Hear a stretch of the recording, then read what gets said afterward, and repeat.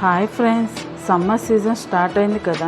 ఇంట్లోనే చల్లగా టేస్టీగా ఉండే కర్బూజా జ్యూస్ ఎలా చేసుకోవాలో ముందుగా ఈ వీడియోలో చూద్దాం. కర్బూజా కాయని తీసుకొని కట్ చేసి అందులో ఉన్న విత్తనాలు తీసి ఒక బౌల్లో వేసుకోవాలి. ఆ కాయను చిన్న పీసెస్గా కట్ చేసి మిక్సీ జార్లో వేసుకోవాలి. వేసుకున్న తర్వాత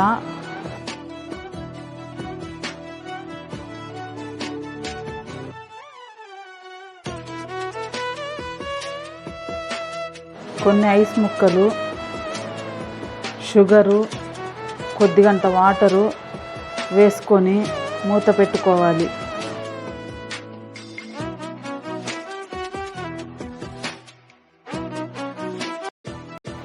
మిక్సీ పట్టుకుంటే మనకి ఎంతో టేస్టీ అయిన కర్బూజా juice ready అయిపోయినట్లే.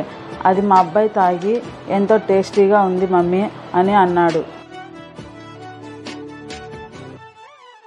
Like and subscribe చేయండి ఫ్రెండ్స్.